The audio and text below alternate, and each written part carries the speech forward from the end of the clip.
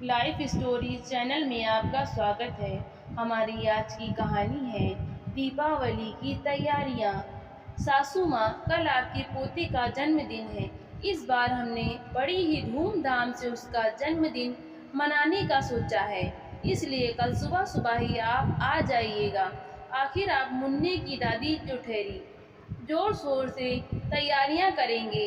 यह लीजिए, अपने बेटे से बात कीजिए। ऐसा कहते हुए रोशनी ने अपने पति विकास को फोन पकड़ा दिया। माँ प्रणाम, कैसे हैं आप दोनों? हाँ बेटा, हम लोग बिल्कुल ठीक हैं। तुम सब कैसे हो?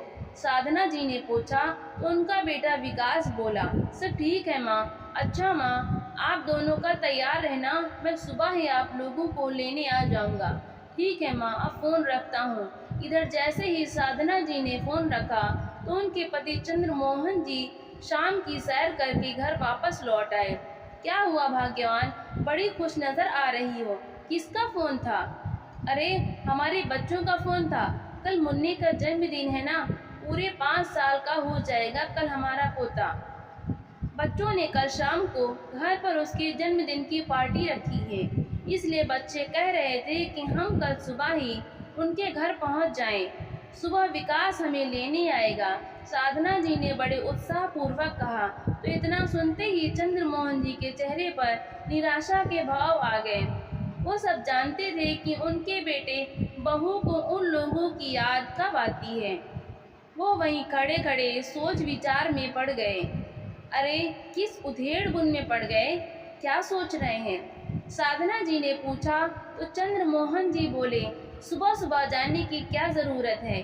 जब पार्टी शाम को है तो शाम को ही जाएंगे। साधना जी बोली, अरे हम तो उनके अपने हैं, जाकर थोड़ी मदद कर देंगे तो घिस थोड़े ही न जाएंगे।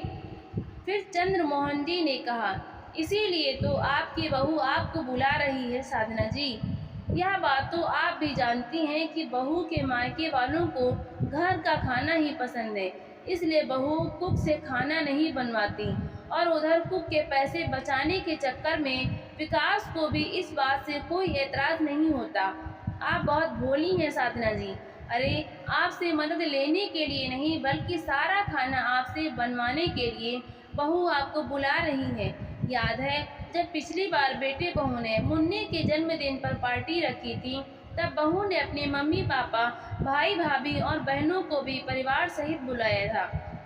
कुल मिलाकर 40 से 45 लोग हो गए थे।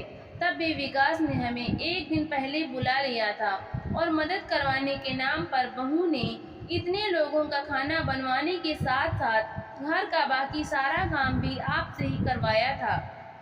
बहू की बहनें और भाभियां भी समय से पहले पहुंच गई थीं, लेकिन सारा काम आप पर डालकर बहू उन लोगों के साथ शॉपिंग करने चली गई। और जब शाम को सभी दोस्त और रिश्तेदार आए तो बहू अपने मायके वालों के साथ गपशप में व्यस्त हो गई और इसी बीच आपको चाय बनाने का ऑर्डर भी दे गई। बीच बीच में आपको तारीफों की झाड़ पर भी चढ़ाती जा रही थी कि माँ जी के बिना तो यह सारा काम संभव ही ना हो पाता। देखो ना, कुक से भी ज़्यादा अच्छा खाना बनाती हैं मम्मी जी। सबको माँ जी के हाथ का ही खाना पसंद है, इसलिए मैंने कुक भी नहीं लगाया। थोड़ी सी तारीफों के बदले इतना काम करवाया था कि थक कर चूर हो गई थी आप उस दिन। और 2 दिन तक आपका बुखार नहीं उतरा था और बेटे बहू से तो तुम्हारा हाल चाल फोन जानने के लिए फ़ोन भी नहीं किया था। अरे आप भी ना, कैसी बातें लेकर बैठ गए। जैसे भी हो, आखिर हैं तो अपने ही बच्चे। ऐसा आपको लगता है साधना जी? अगर हमारे बेटे को इस बात का थोड़ा सा भी एहसास होता तो क्या वो बहू के कहने पर हमें छोड़कर अलग घर में रहने चला जाता? हम लोगों के साथ रहने में तो बहू का दम घुटता था।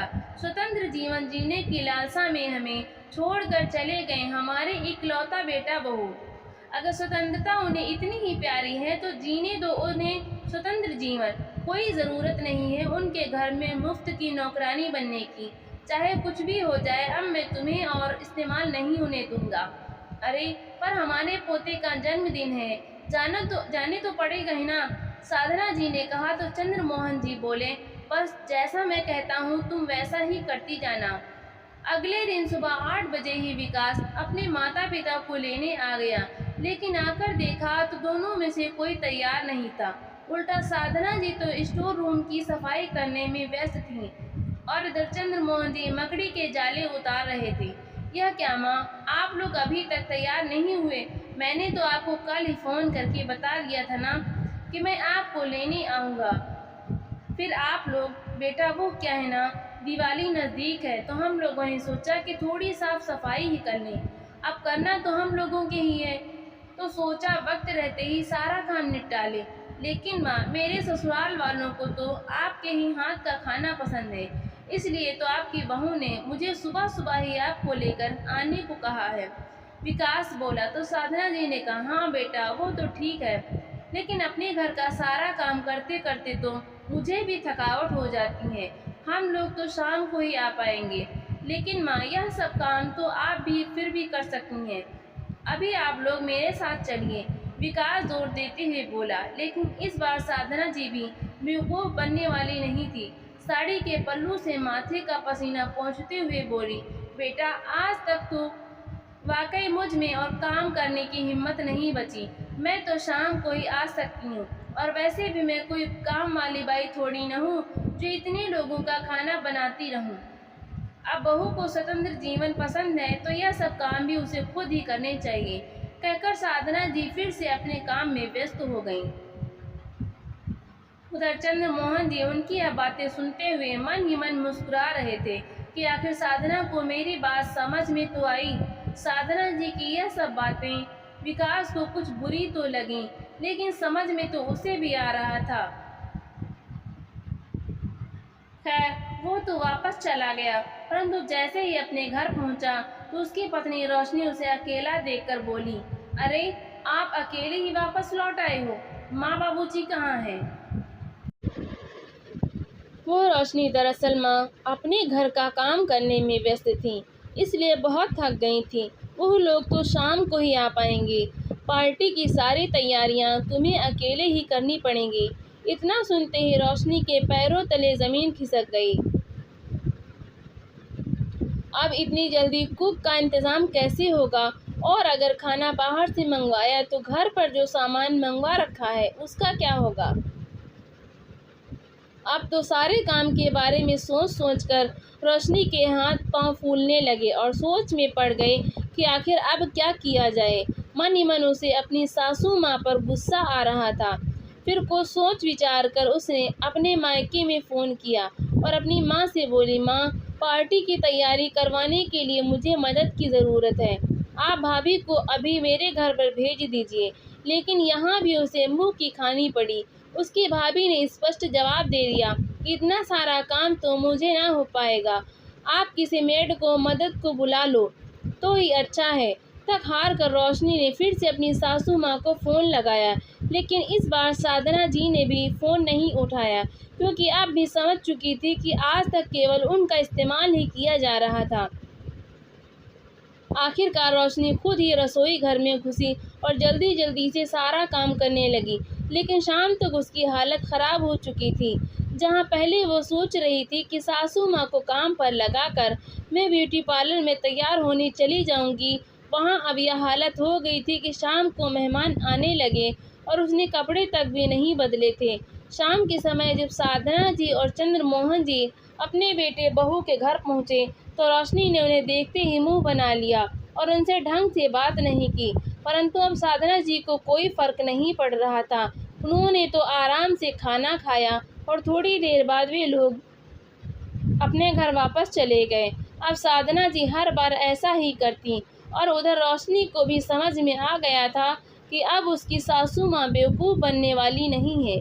इसलिए अब वो भी अपने बेटे के जन्मदिन पर केवल कुछ बच्चों को ही बुलाती थी, पूरे परिवार को नहीं। और यदि कभी पूरे परिवार को न्योता दे भी देती तो खाना बनाने के लिए कुक रखा जाता था और बाकी का काम करने के लिए काम वाली बाई। तो दोस्तों, आपको ये कहानी कैसी लगी? लाइक करें, शेयर करें और कमेंट करके हमें ज़रूर बताएं और चैनल को सब्सक्राइब करना बिल्कुल भी ना भूलें। तो मिलते हैं हम अगली नई कहानी के साथ। बहुत बहुत धन्यवाद।